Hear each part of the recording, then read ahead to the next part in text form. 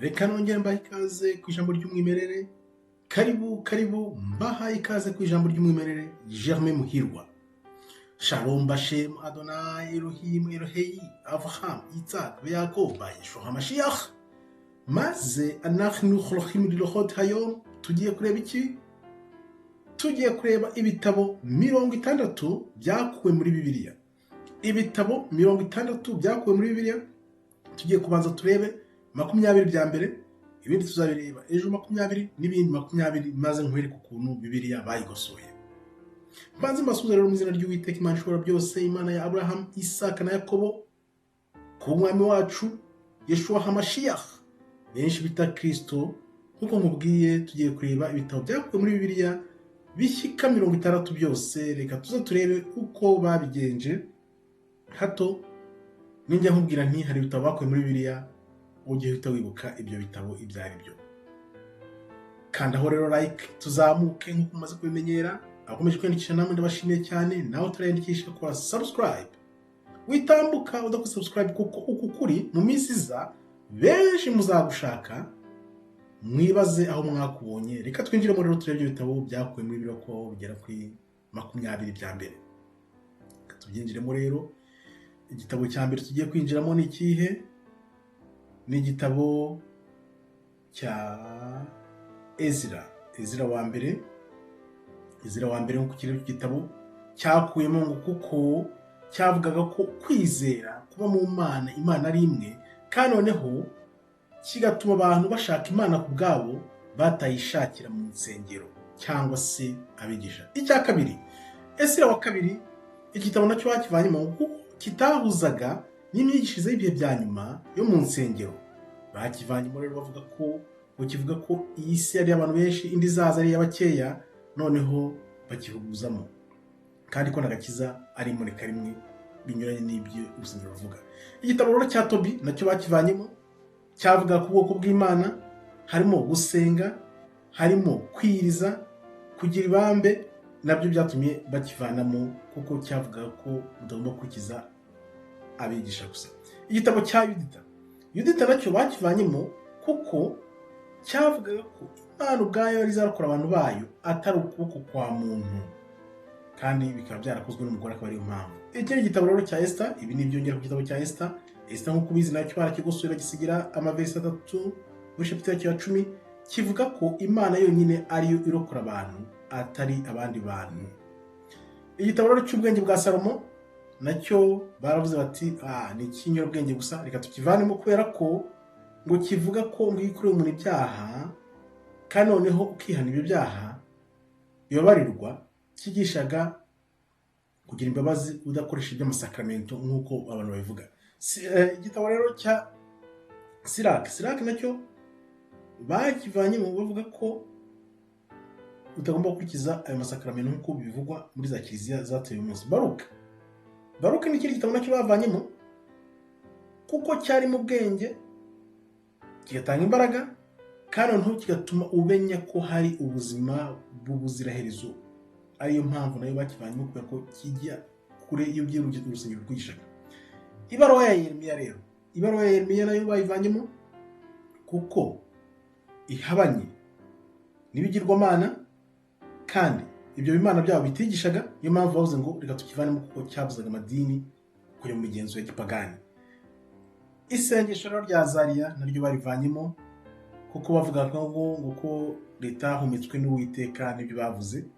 Kuvuga ngo igitabo gite ubugesera cyane kubera ko gituma abantu badasenga Imana, kandi ko kiba kidahuje n'insengero. Suzana nacyo ni ikindi gitabo bavanyemo, bavuga ko Imana yahishe, kandi ko noneho Imana izajya guca urubanza. Kandi kikaba kiyongera ku gitabo cya Daniyeli, kikavuga ko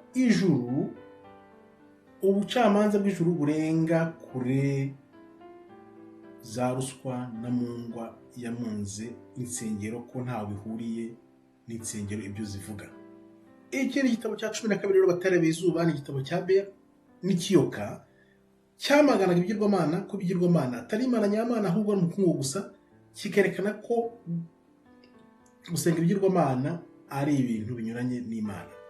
Makabi wa mbere rero 13 nacyo bagihujemo kuko cyatubwiraga ko ibyiza ni uko wapfa usenga Imana udatana n'Imana aho kugira ngo wirirwe ujya mu bintu bidafite umumaro by'akarengane insengero zateje hirya no hino. Makabe wa kabiri nawe rero ntabwo bamureba izuba, bamuvanyemo ko yari afite ibitangaza byinshi byahinyuzaga ibyo idini n'insengero zavugaga. Imana ko ari nyebambe, ko izaduha ubugingo buhoraho kandi ikatwigisha kuzuka hadakoresheje ingufu z'abanyamadini n'insengero. Isengesho rya Manase naryo barihujemo kubera ko ryatubwiraga agakiza ubuntu bw'Imana, ngo Imana ariyo izadukiza kuko ntaba mu madini bazadukiza, kandi no ibyo kujya mu migenzo y'igipagani y'abapadiri n'insengero byose iri sengesho rya Manase ryabyamagana kure.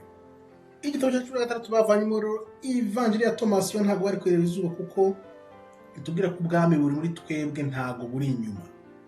Bakivanyemo rero ko cyatumaga abantu bamenya ukuri bari gukirebera izuba. Ivanjiri ya Maria Magdalena nayo narayikubwiye, yavugaga ko nta cyaha kibaho. Gute nta cyaha kibaho? Kristo, Petero yaramubaje ngo icyaha gikomeye kurusha ibindi ni ikihe? Kristo aramusubiza nta cyaha kibaho, kubera ko icyaha kiba iyo abantu bakoze icyaha, abantu nibo bakora icyaha. Ivanjiri ya Filipo nayo bayivanyemo kuko yatwerekaga ko kugira ngo ugire umusabane n'Imana ari umwuka wawe na roho bigomba guhuzwa kugira ngo bijye ku Mana. Byose rero byatumaga bihabana n'insengero, niyo mpamvu bakivanyemo. Ivanjiri y'ukuri nayo bayihujemo cya 19 bagihujemo iki? Ko cyigishaga ko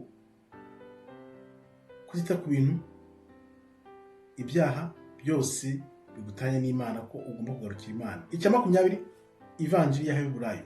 Ivanjiri ya Heburayo nayo bayivanyemo kuko iratubwira ati ibyo Kristo yatubwiraga byo kubatizwa ku mwuka na roho, ibyo byose babivanyemo kubera ko abantu bavugaga ko abagore nabo bagomba kugira uruhare mu nsengero. Ibyo byose bikaba byaratumaga binyurana n'ibyo za Kiliziya zavugaga, niyo mpamvu babihujemo batuma abantu batabimenya. Ibyo ni 20 bya mbere. Ubwo murambwira ko mubitekerezaho, ukande like nanone kugira ngo kuri kugere ku bantu benshi. Uko abantu bigenda bigera ku bantu benshi mubisakaza ku bandi, niko benshi bagenda bakambuka. Ibyo ni 20 bya mbere. Ndabona byagendaga byihutaho.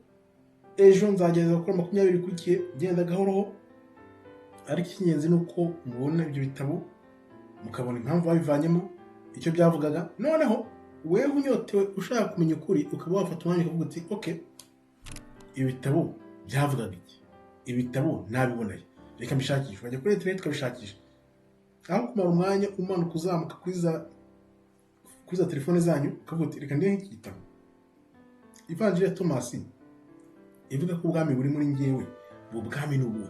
Ukagira iyo nyota, ukagira amatsiko yo gushakisha. Ivanjiri ya Maria Magdalena ivuga ko nta cyaha kibaho, kandi bakatubwira ngo ibyaha ngidore ibyaha gukora. Ariko ibi bintu mbyumva ko nta cyaha kibaho byarantangaje, byarantunguye cyane. Kristo nahise mbona ko ari ku rundi rwego. Nakweretse za nivo 21 z'imyumvire, zo kumenya ukuri, zo kumenya inyurabwenge. Kristo yarahambaye n'Imana koko. Sinzi ko uyu munsi mubwiye ko nta cyaha kibaho, ubyumvise n'uyu munsi nawe watuvuga ngo ibyo uri kuvuga n'ibiki? Kristo yarabisobanuye, bisobanura neza. Yabisobanuye ati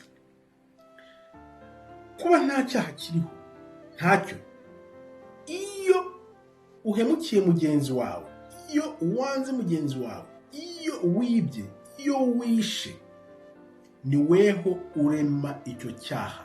Icyaha ntabwo kiba gihari, nta cyaha kiba gihari. Weho ubwo muri icyo cyaha ukakirema kubera ko ugikoze. Ni ukuvuga ngo twifashe ibintu byose tukagendera ku murongo w'Imana, twirindira ibyaha kubikora kugira ngo tubireme twebwe, nitwe tureme ibyo byaha. Nta cyaha kibaho. Iyo vanjiri uzayisoma uyirebe, Kristo arabisobanura neza, akakubwira ko nta cyaha kibaho, nta na kimwe. Kandi kuko urebye nibyo, kuko kugira ngo icyaha cyitwa icyaha ni uko weho uba wagikoze nyine.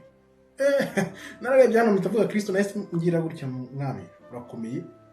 N'izindi nyigisho uzasoma ivanjiri ya Thomas.